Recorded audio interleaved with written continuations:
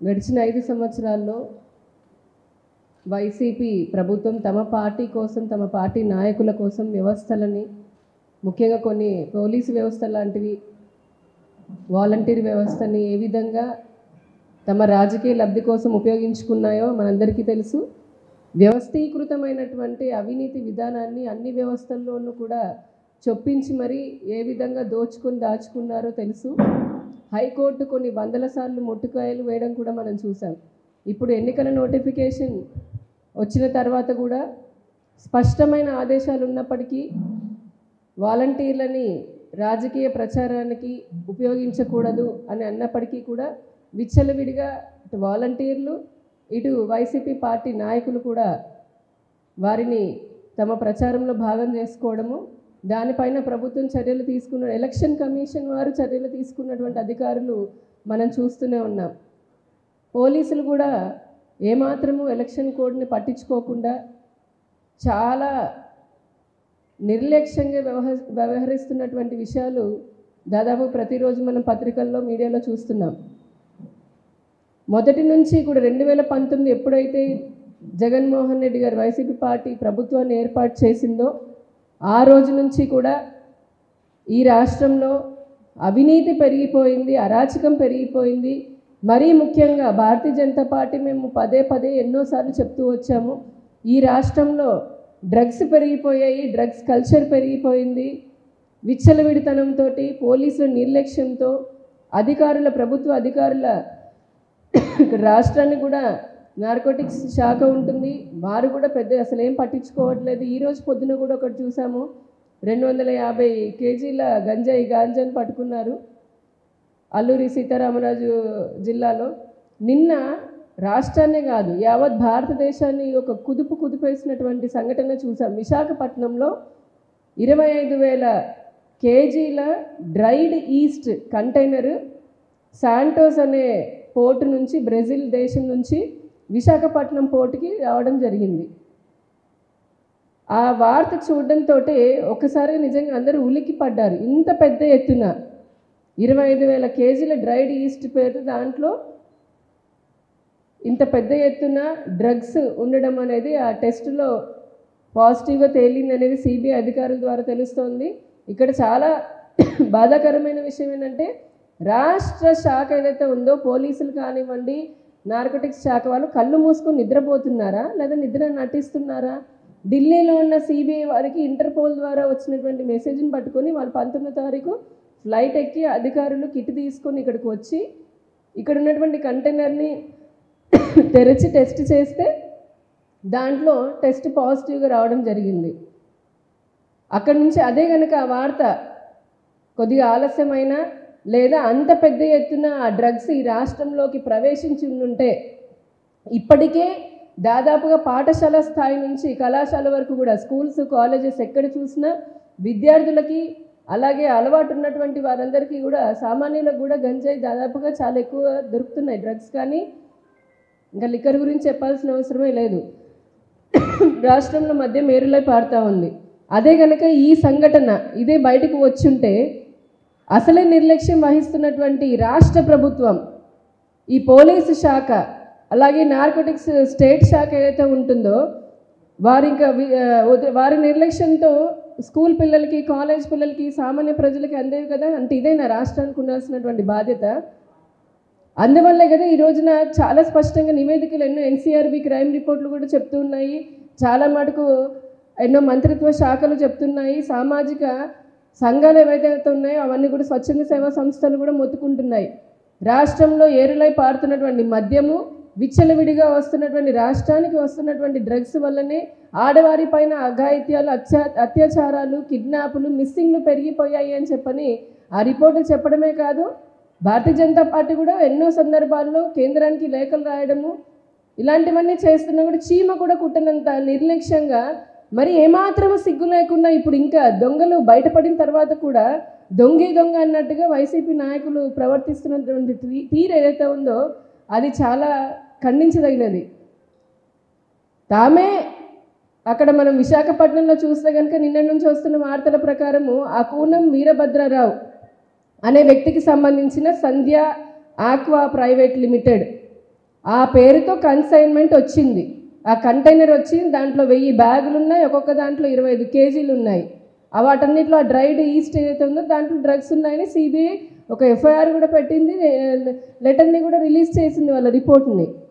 ఆ వ్యక్తి ఎవరని చూస్తే అతని పైన ఇంతకుముందు అమెరికాలో అతని అసాల్ట్, ఒక మహిళ పైన ఫ్లైట్లో నిద్రపోతున్న మహిళ పైన ఆవిడ పైన అసభ్యకరంగా ప్రవర్తించాడు అని కేసు కూడా ఉంది, జైలు శిక్ష కూడా అనుభవించినటువంటి వ్యక్తి. ఇక్కడికి వచ్చి నిన్న నుంచి చూసాము ట్విట్టర్లో, మీకు కూడా చూపిస్తాను ఒకటి. మరి తమ నాయకుడు అంటే వైసీపీ నాయకుడు అని చెప్పడానికి వేరే అవసరం లేదండి, జూమ్ చేసి చూపించుకోవచ్చు, అందరికీ కనిపిస్తూనే ఉంది. సంక్రాంతి సంబరాల్లో ఆ సంక్రాంతి సందర్భంలో వీరు ఆ కూనం వీరభద్రరావు వారి భార్య ఎవరైతే ఉన్నారో వారందరూ కూడా వైసీపీ జగన్మోహన్ రెడ్డి గారి ఫోటోతో సహా అక్కడున్న స్థానిక నేతలు, మండల అధ్యక్షులు అందరూ కూడా వారితో ఒక పెద్ద పెద్ద బ్యానర్లు వేయించుకున్నారు. దీన్ని బట్టి అర్థం కావట్లేదా ఆయన వెనకాల ఉన్నది కొమ్ము కాస్తుంది ఏ పార్టీ అనేది? తప్పు వీళ్ళ వైపు పెట్టుకొని తప్పు చేసింది వాళ్ళ నాయకుడు అని చెప్పని తెలిసి కూడా మళ్ళీ బట్ట కాల్చి మీద వేయడం అన్న చందాన ఈ రోజున వైసీపీ నాయకులు బీజేపీ రాష్ట్ర అధ్యక్షురాలు పురంధరేశ్వరి గారి పైన అవాకులు చవాకులు పేలుస్తూ వారిని ఏదో అంటగట్టాలి వారికి అన్న సందర్భంలో మాటలు మాట్లాడుతుండడం అనేది భారతీయ జనతా పార్టీ చాలా తీవ్రంగా ఆక్షేపిస్తోంది, దీన్ని ఖండిస్తూ ఉంది. ఎందుకంటే వారు చెప్తున్నటువంటి కల్లబొల్లి మాటలు సంధ్య ఆక్వా ప్రైవేట్ లిమిటెడ్ ఏదైతే ఉందో అది ఆ కూనం వీరభద్రరావు, ఆ కూనం వీరభద్రరావు యొక్క అన్నయ్య ఎవరైతే ఉన్నారో ఆయన కూనం పూర్ణచంద్రరావు అలియాస్ కూనం పూర్ణ అని ఆయన ఉమ్మడి ప్రకాశం జిల్లాలో బాపట్ల జిల్లాకు సంబంధించి అక్కడ చాలా వైసీపీ నాయకుడిలాగా పేరు తెచ్చుకొని వైవి సుబ్బారెడ్డి గారికి ప్రధాన అనుచరులాగా ఉన్నాడనేది మనకు తెలుస్తుంది స్పష్టంగా. ఆయన వైసీపీ కార్యక్రమాల్లో వైవి సుబ్బారెడ్డి గారితో తిరుగుతూ చేస్తున్నటువంటి కార్యక్రమాల్లో ఇప్పుడు మనందరికీ తెలిసింది ఇదే వైవి సుబ్బారెడ్డి గారు విశాఖ వైసీపీ ఇన్ఛార్జ్ లాగా ఉన్నారు. ఇంకా అంతకంటే కావాల్సింది ఏముంది? ప్రభుత్వం వాళ్ళదే ప్రస్తుతానికి ఉన్నటువంటిది. ఇప్పటికీ 5 సంవత్సరాల నుంచి కూడా అన్ని విధాలుగా ఈ రాష్ట్రంలో ఉన్నటువంటి వనరులను దోచుకోవడమే కాకుండా ఇప్పుడు ఇటువంటి ఈ డ్రగ్ని తీసుకొచ్చి ఇక్కడ స్మగ్లింగ్ చేసేటటువంటి విధానానికి తెర తీసి మళ్ళీ బయట వేరే పార్టీల పైన భారతీయ జనతా పార్టీ పైన వేయాలని చూస్తున్నారు. ఈ రోజున కొంతమంది వైసీపీ నాయకులు అంటున్నారు సంధ్య మెరైన్కి సంబంధించి ఆ కంపెనీకి ఈ సంధ్య ఆక్వా కంపెనీకి ఏవో సంబంధాలు ఉన్నాయి, పురంధరేశ్వరి గారికి బంధువులకి ఏదో సంబంధం ఉందని. కానీ ఒకసారి కనుక ఆధారాలు మనం చూస్తే వారు క్లెయిమ్ చేస్తున్నట్టుగా లేదా ఆరోపిస్తున్నట్టుగా అసలు ఆ సంధ్య అనే కంపెనీకి సంధ్య మెరైన్ కంపెనీ ఏదైతే ఉందో అది మొదటి నుంచి కూడా 1992లో పురంధరేశ్వరి గారి వియంకుడు ప్రసాదరావు గారు స్థాపించారు. అప్పట్లో ఈ కూనం వీరభద్రరావు అనే అతను ఏదైతే ఇప్పుడు ఈ కన్సైన్మెంట్ వచ్చిందో ఇందులో ఆ కన్సైన్మెంట్లో డ్రగ్స్ దొరికాయో ఆ కూనం వీరభద్రరావు అనే అతను ఒకప్పుడు అందులో డైరెక్టర్ లాగా పనిచేశాడు. కానీ అతను చేసినటువంటి ఏదో అక్కడ అవకతవకల వల్ల అతన్ని 2005 నుంచే ఆ కంపెనీలోంచి బయటికి పంపించవేయడం జరిగింది. 2005 తర్వాత నుంచి నేటి వరకు ప్రసాదరావు గారు కానీ పురంధరేశ్వరి గారి బంధువులకు కానీ ఆ సంధ్య ఆక్వా ప్రైవేట్ లిమిటెడ్ అనే ఇప్పుడు నేరం ఏదైతే కన్సైన్మెంట్ వచ్చిందో ఆ కంపెనీకి ఎటువంటి సంబంధాలు వీరికి ఎవరికీ లేవు. ఇంకొక అలిగేషన్ వేస్తున్నారు పురంధరేశ్వరి గారి కొడుకు కంపెనీ కూడా దీంతో సంబంధం ఉందని. అసలు వేటపాలెంలో ఉన్నటువంటి కంపెనీ పేరు వచ్చేసి ఆక్వాటికా ఫ్రోజన్ ప్రైవేట్ లిమిటెడ్, అది కూడా 2015లో పెట్టారు. దాంట్లో ఉన్నటువంటి డైరెక్టర్లు ప్రసాదరావు గారు, వారి 2 అబ్బాయిలు అరుణ్ కుమార్ గారు, అలాగే ఆనంద్ గారు, దగ్గుబాటి పురంధరేశ్వరి గారి అబ్బాయి హితేష్ గారు. ఇది వీరి కార్యక్రమాలు అసలు ఆక్వాటికా ఫ్రోజన్ ప్రైవేట్ లిమిటెడ్ అని వేటపాలెం ద్వారా చేసుకుంటూ ఉంటే ఇప్పుడు వైసీపీ నాయకులు ఎక్కడెక్కడో అసలు సంబంధమే లేనటువంటి వ్యక్తులకి సంబంధం లేనటువంటి కంపెనీలను తీసుకొని వచ్చి ఏదైతే పిచ్చి పిచ్చి ప్రేలాపనలు చేసి ఏదో ఒక మసి పూసి మారేడుకాయ చేయాలి ప్రజల దృష్టిలో, లేదంటే పురంధరేశ్వరి గారి కుటుంబ పరువు తీయాలి ఈ ఎన్నికల సమయంలో అని చెప్పని కంకణం కట్టుకున్నట్టుగా వారు చేస్తున్నటువంటి ప్రయత్నాలు ఏవైతే ఉన్నారో ఈ రోజున ప్రజలను నమ్మే పరిస్థితి లేదు. అందరికీ తెలిసిందే కొంతకాలం కిందటే ఎన్డీఏ కూటమిలోకి తెలుగుదేశం పార్టీ రావడం జరిగింది. అంతకుముందు జనసేన ముందు నుంచి ఉన్నది. ఇప్పుడు ఈ ఎన్డీఏ కూటమి ప్రజల మన్ననను పొంది ఎక్కడ ప్రభుత్వాన్ని ఏర్పాటు చేస్తే ఇప్పటి వరకు ఉన్నటువంటి వైసీపీ భ్రష్టాచార నాయకులు ఎవరైతే ఉన్నారో, అంటే కరప్టెడ్ నాయకులు అయితే ఉన్నారో, ఆ భ్రష్టాచార నాయకుల పని అంతా కూడా ఈ ప్రభుత్వం పడుతుంది. వారు మళ్ళీ జైళ్ళకి వెళ్ళాల్సిన అవసరం వస్తుంది, ఆ పరిస్థితి ఏర్పడుతుందని భయంతో, ఎలాగో ప్రజలు వైసీపీని ఆదరించట్లేదు అన్న ఒక ఉద్దేశంతో తెలుసుకొని ఇప్పుడు ఎలక్షన్ సమయంలో ప్రజలని డైవర్ట్ చేయడం కోసం వైసీపీ చేస్తున్నటువంటి డైవర్షన్ పాలిటిక్స్ని భారతీయ జనతా పార్టీ తీవ్రంగా ఖండిస్తూ ఉంది. ఈ రాష్ట్రంలో ఒక న్యాయబద్ధమైన, ధర్మబద్ధమైన సంక్షేమాన్ని, అభివృద్ధిని అందించబోయేది, రాబోయే కాలంలో ప్రభుత్వాన్ని ఏర్పాటు చేయబోయేది కూడా ఎన్డీఏ ప్రభుత్వం అనేది ఇప్పటికే ప్రజలు విశ్వసిస్తూ ఉన్నారు. కాబట్టి వీళ్ళకి వెన్నులో వణుకు పుడుతోంది. రకరకాల ప్రయత్నాలు చేస్తున్నారు వైసీపీ వాళ్ళు చేయని ప్రయత్నం అంటూ ఏమీ లేదు. పైకి మేకపోతే గాంభీర్యంలాగా మేమే గెలిచేస్తున్నాం సిద్ధం అనుకుంటూ సభలు పెట్టుకుంటూ ఉన్నారు. కానీ క్షేత్రస్థాయిలో ప్రజలైతే కనుక వీరిని ఆదరించి మరొకసారి రాష్ట్రాన్ని అన్ని విధాలుగా నష్టపరిచేటటువంటి పరిస్థితుల్లో ఈ రోజున రాష్ట్ర ప్రజలు లేరని వైసీపీ నాయకులు గుర్తించుకొని ఇప్పటికైనా భారతీయ జనతా పార్టీ రాష్ట్ర అధ్యక్షురాలు పురంధరేశ్వరి గారి పైన, ఆవిడ కుటుంబం పైన చేస్తున్నటువంటి అసత్య అబద్ధపు ప్రచారాలను కూడా వెంటనే మానుకోవాలని చెప్పని, లేదంటే దీనిపైన చర్యలు కూడా తీసుకునే విధంగా మా చర్యలు ఉంటాయని చెప్పని కూడా తెలియపరుస్తూ ధన్యవాదాలు.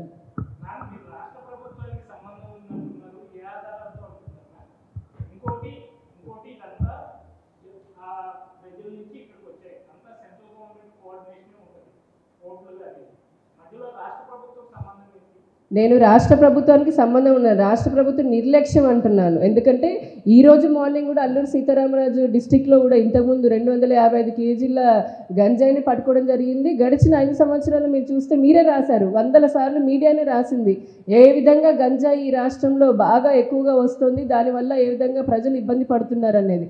సో రాష్ట్ర ప్రభుత్వ నిర్లక్ష్యం గురించి, వారి యొక్క ఆ నిర్లక్ష్య ధోరణి గురించి ఈరోజున ప్రశ్నిస్తున్నాం.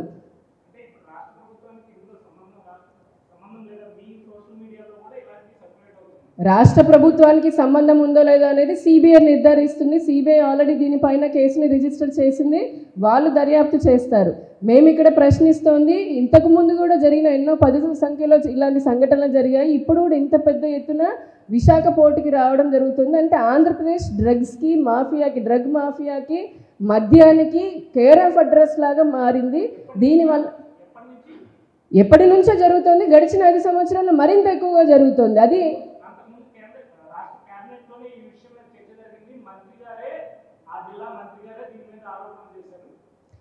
అదే చెప్తున్నాం కదా, దీనిపైన జరుగుతున్నప్పటికీ రాష్ట్రంలో కదలిక లేదు, రాష్ట్రం మరింత పటిష్టంగా చర్యలు తీసుకోవట్లేదు. దీనివల్ల రాష్ట్ర యువతకి, మహిళలకి ముఖ్యంగా ఇబ్బందులు కలుగుతున్నాయని చెప్తున్నాం. ఎవరండి?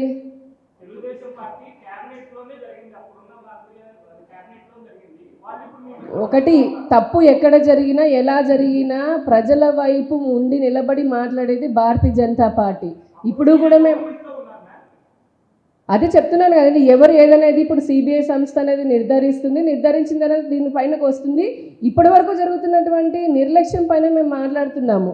ఇదే కనుక లోపలికి వచ్చిందంటే రాష్ట్ర పరిస్థితి ఇంకా ఏ విధంగా ఘోరంగా ఉండే దానిపైన మేము మాట్లాడుతున్నాము.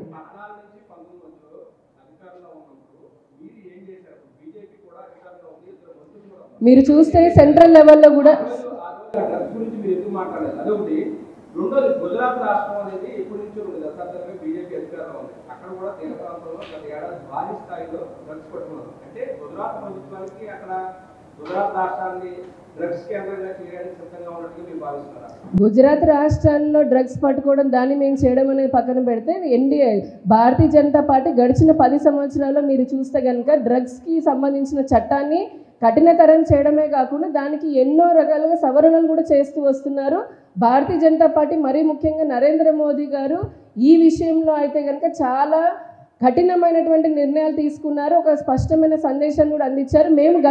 మేము గతంలో కూడా చెప్పాము, మీరు చెప్పినటువంటి గుజరాత్కి సంబంధించి ఏదైతే ఉందో దానికి కూడా కేర్ ఆఫ్ అడ్రస్ ఎవరు అనేది మాకంటే మీకే బాగా తెలుసు, ప్రజలకి కూడా బాగా తెలుసు.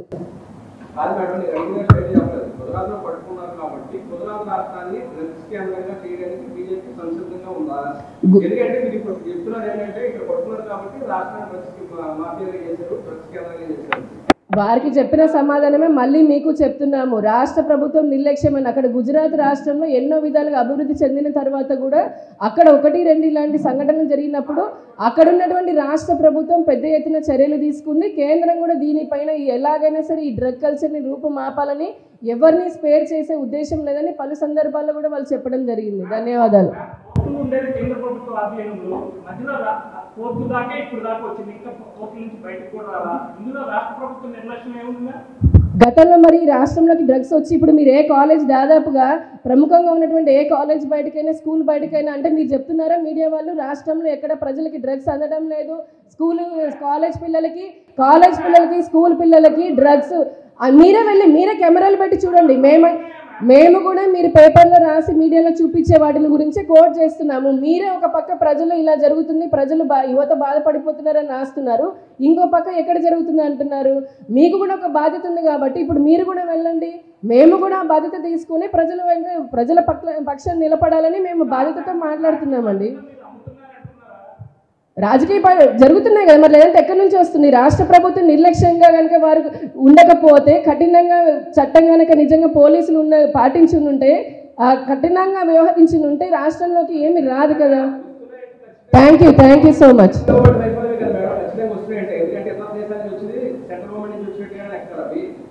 కోర్ట్స్ సెంట్రల్ గవర్నమెంట్ పరిధిలో ఉంటాయి, కస్టమ్స్ అంతా సెంట్రల్ గవర్నమెంట్. నార్కోటిక్స్ రాష్ట్రానికి అంటగడుతున్నారు, సెంట్రల్ గవర్నమెంట్ నార్కోటిక్స్ కూడా.